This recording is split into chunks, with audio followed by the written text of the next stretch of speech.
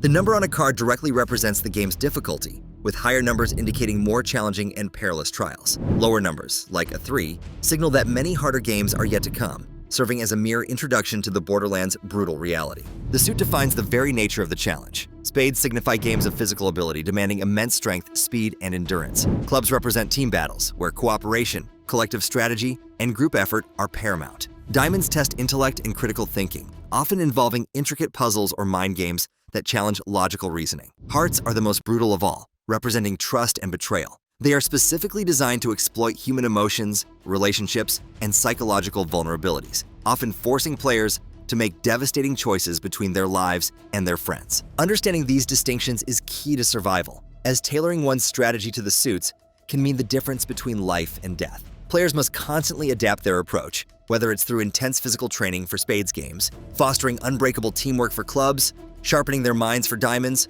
or stealing their hearts against manipulation for hearts games. Also, of everyone watching, only 1% is subscribed, so you guys better get it to at least 5%, otherwise, I don't know. Just please subscribe, thank you. 3 of clubs, live or die. The very first game Arisu and his friends, Karub, a bartender, and Chota, an IT guy, encounter is the 3 of clubs, ominously titled Live or Die. This low-difficulty club-suited game introduces them to the harsh realities of the Borderland after they hide from police in a public bathroom, only to emerge into a completely abandoned Tokyo. It takes place in the GM building with an initial time limit of 2 minutes, which decreases by 10 seconds per room. Trapped in a room with a table of phones that use facial recognition, a computerized voice begins a countdown. The group, along with other bewildered players, face a series of identical square rooms, each presenting 2 doors, one marked live and the other death. They are given a strict time limit to choose, with smoke rapidly filling the room from the floor. Game clear is achieved if players exit the building safely within the time limit. Game over occurs if they enter the wrong room or run out of time, at which point the previous room explodes in flames. A crucial initial mistake, highlighted by survival experts, is the failure to immediately assess the environment for clues. Instead of panicking or blindly trusting others, players should prioritize critical thinking and observation.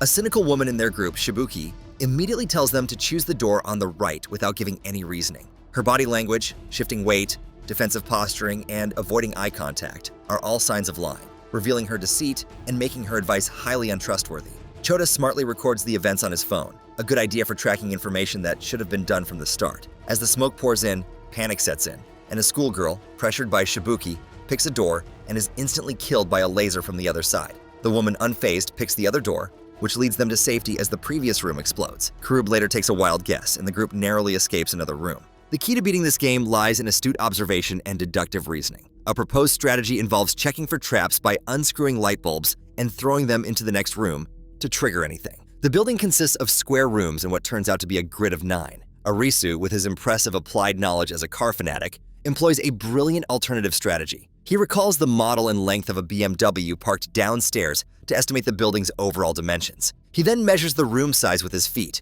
to extrapolate the complete layout of the game and predict the safe path. His theory works perfectly until the last room. As they approach the final room, Arisu realizes a critical flaw. The die door doesn't lead anywhere, and the live door would send them back to the room where the schoolgirl died. They are seemingly stuck. However, every building is required to have a stairwell for fire escapes, and the emergency evacuation plan they saw earlier provides the solution, confirming the exit is to the right. Arisu asks to see his friend's video recording, which confirms there's no door on the other side of the room, and they barely make it out, though the IT guy, Chota, burns his leg. Upon exiting, they receive a 3 of clubs playing card and a 3-day visa for surviving. This introduces the visa system. If players don't find and clear another game before their visa expires, a laser from the sky kills them instantly, a fate they witness happening to another player. This immediately prompts the survivors to consider long-term survival strategies like securing shelter, canned food and weapons, and even learning to hunt and grow vegetables. 5 of spades, tag.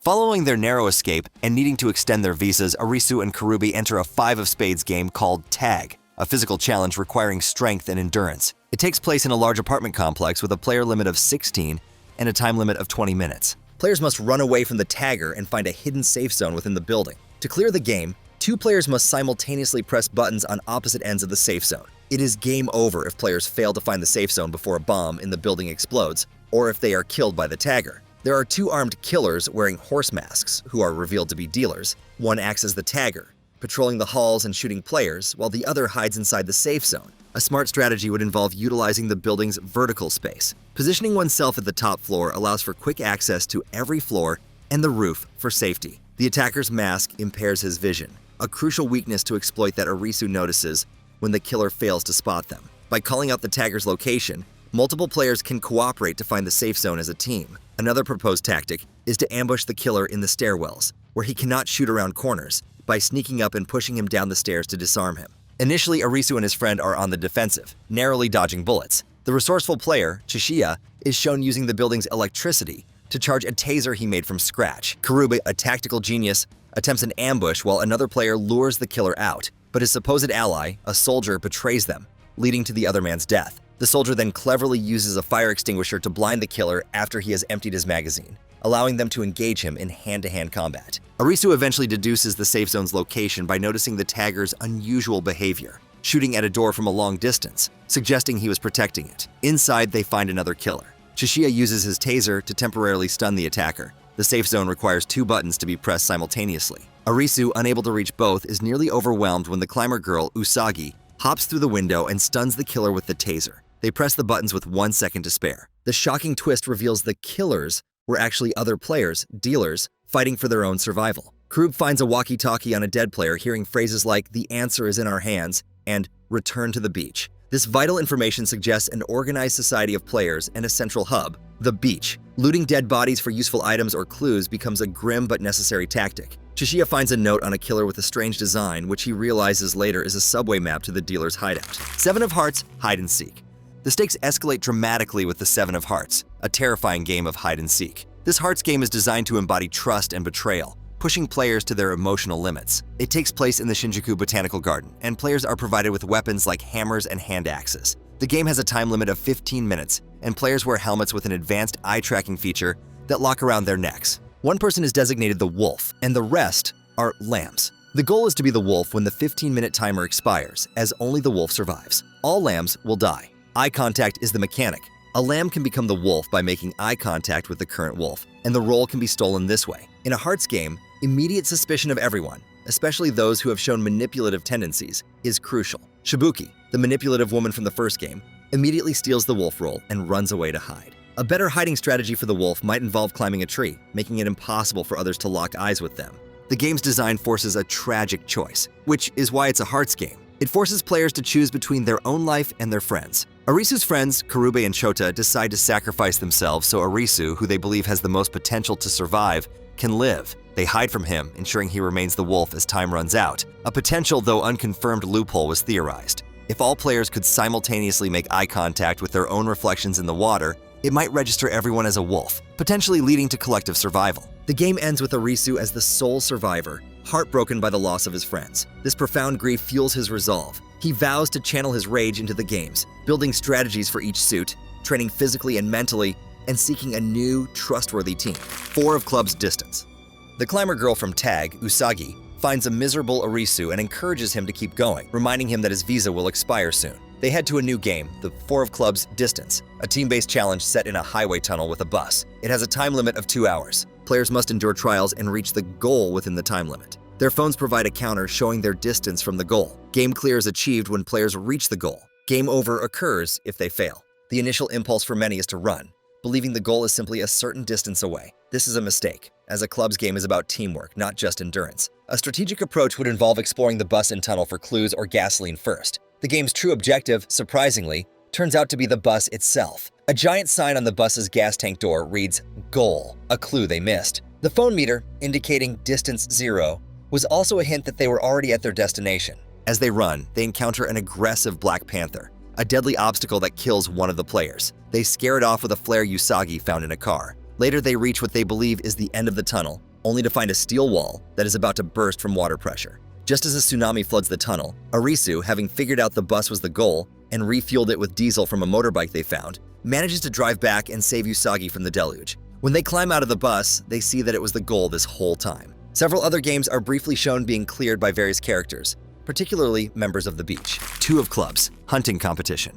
A team-based chasing and tagging game with a surprisingly non-lethal outcome. It is the only confirmed game in the series with no casualties, highlighting the early contrast in game intensity. Success depends on cooperation and restraint, rather than deception or strength. 2 of Spades, Human Elevator. a purely physical game in which players must hang onto the underside of a speeding elevator as it ascends to the rooftop of a high-rise. Endurance and grip strength are crucial. One slip means a long fall and certain elimination. 6 of spades, Beast Hunter.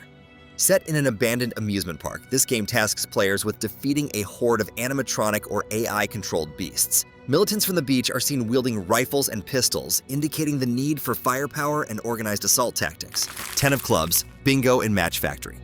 Players are given only 9 matchsticks and must navigate 25 pitch-black rooms to uncover numbers and complete a bingo card. It's a high-stakes test of memory, resource management, and spatial awareness. Usagi is shown clearing this game. We then move back to the main games. 4 of diamonds, light bulb.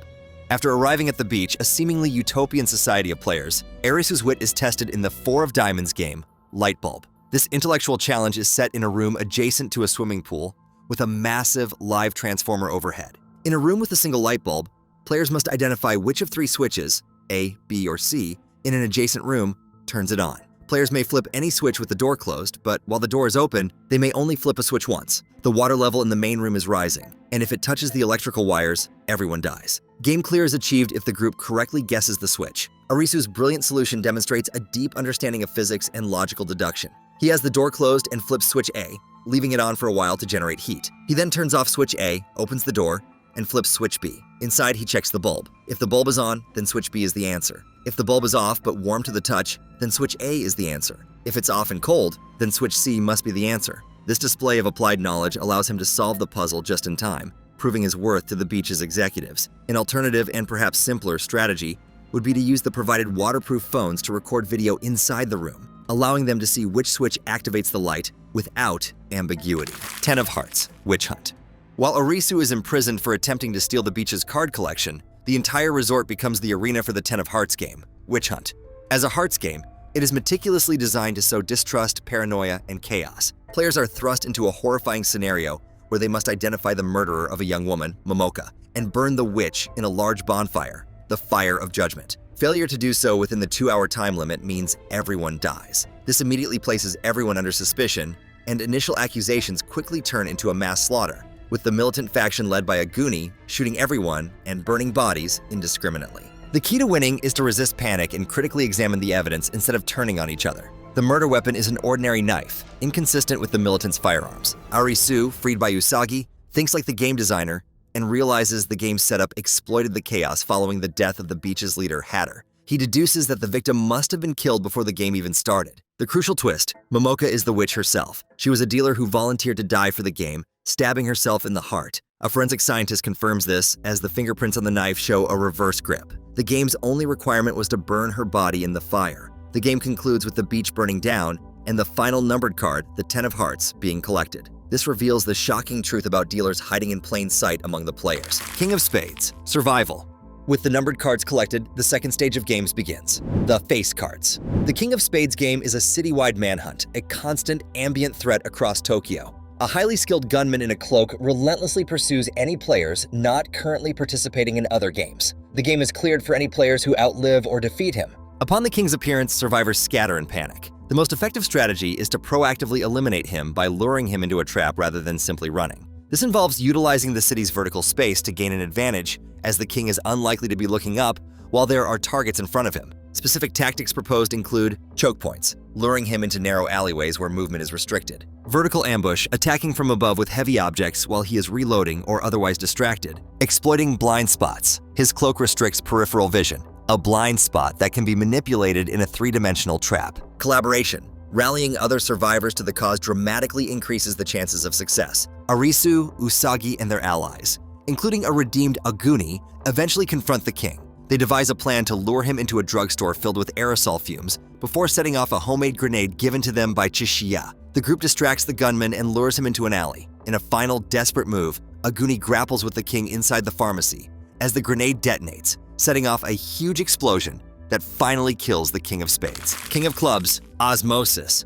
To escape the King of Spades, Arisu's group joins the King of Clubs game, Osmosis. This is a battle royale where 2 teams compete to collect the most points within 2 hours. The game is overseen by the King of Clubs himself, Kumaginji, and his team of citizens. Each team starts with 10,000 points, which they must divide amongst their members. Points can be gained by battling. Touching an opponent with more points earns the winner 500 points. Items. Finding any of 6 hidden items around the port arena. Base touch. Touching the opposing team's home base pole earns 10,000 points. A defender touching their own base gains infinite points in a battle. Players who complete a battle or touch an enemy base become inactive and cannot participate further until they touch their own base to reset. Arisu's team is initially outplayed, with one member being sacrificed when Kuma's team rushes their base. The crucial insight to win lies in exploiting the inactive rule. An inactive player can lead an unstoppable rush on the enemy base without fear of elimination, since they cannot be challenged to a battle. The game culminates in Arisu making a brutal choice, forcing his friend Tada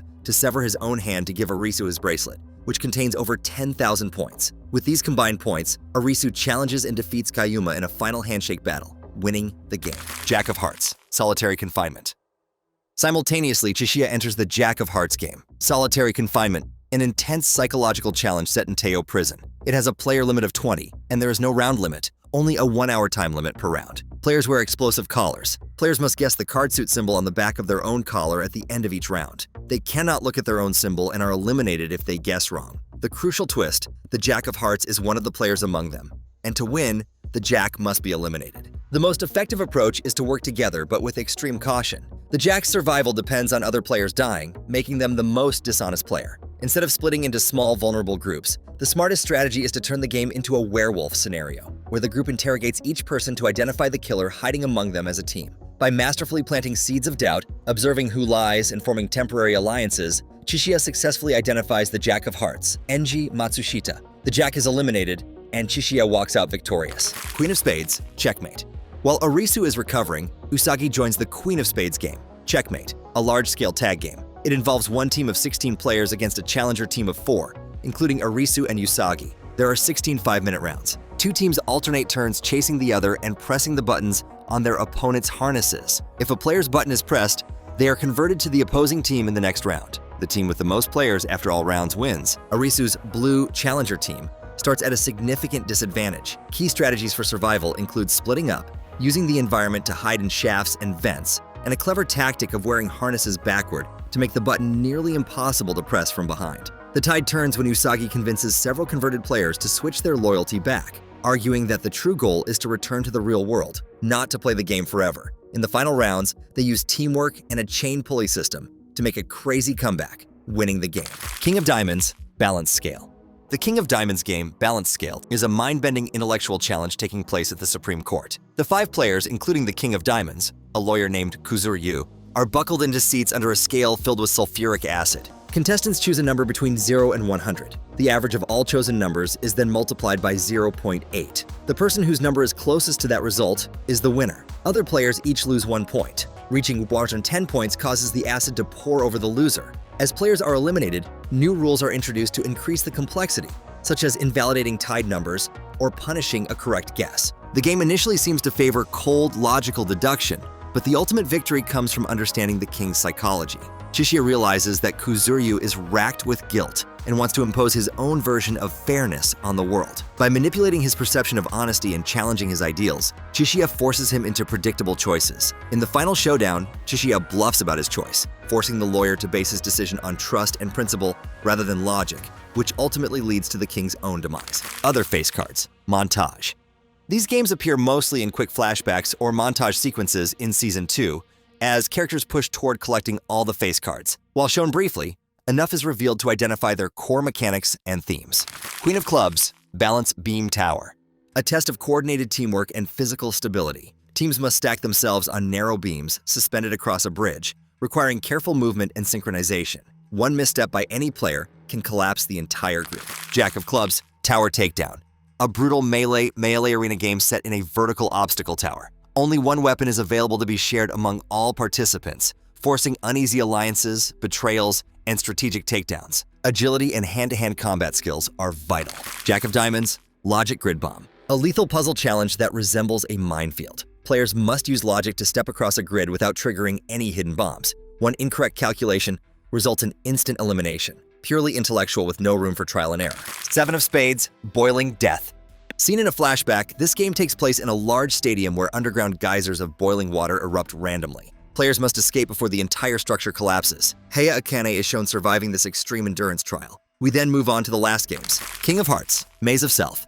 Set in a haunting maze, the King of Hearts game is a psychological horror scenario that forces players to confront both a physical monster and their own inner demons. Players are plunged into a nightmarish, ever-shifting labyrinth, stalked by a terrifying, shadowy creature that represents fear, guilt, and regret. Unlike prior games focused on logic or physical strength, this test challenges players' mental resilience and emotional identity. Hallucinations distort reality. Memories from the past blend with the surreal maze, designed to break a player's sense of self. Players must survive the chase, resist giving into despair, and hold on to their sense of purpose to emerge victorious. Victory doesn't come from defeating the monster, but from understanding that the monster is you, and choosing to continue living anyway. Queen of Hearts, Croquet. The final game is the Queen of Hearts, Croquet. It appears deceptively simple, see amount. Play 3 rounds of Croquet without quitting. As a Hearts game, its true nature involves deep psychological manipulation. The game concept is simple. Finish 3 sets of Croquet without quitting. A player loses if they decide to stop mid-game. The Queen of Hearts, Miracano, reveals the ultimate twist. She claims the entire Borderland is a coping mechanism in Arisu's mind, a mass hallucination created after a traumatizing accident. The Queen herself is portrayed as his psychiatrist, and she constantly tempts him to quit, suggesting the Borderland is a better place than his miserable real life and that he should take medicine to lose the game, which would break his mind. The game's true test is Arisu's will to live and overcome his survivor's guilt. The Queen tries to convince him that his friends' deaths were his fault. Usagi, though gravely injured, helps him resist these psychological attacks, even slitting her own wrist at one point, to snap Arisu out of a hallucination. By refusing to give up and confronting his inner demons, Arisu ultimately wins the game by completing the 3 rounds. This brings an end to all the challenges, as Mira is killed by a laser. Having completed all challenges, the survivors are given a choice to stay in the Borderland as citizens or return. Arisu and Usuki refuse the offer and suddenly awaken in Tokyo, surrounded by the debris of a comet crash. It is revealed that their hearts stop beating for 1 minute, during which they and all other victims of the disaster experience the Borderlands. Their memories are hazy, but they feel a profound connection, hinting at a new death game called Love as they encounter each other in the real world. There were a ton of games, all of which were insanely messed up, but our characters made it through. Which game do you think was the most entertaining or devastating? Let us know in the comments below. And if you want to see more Alice content and theories, click the video on screen now.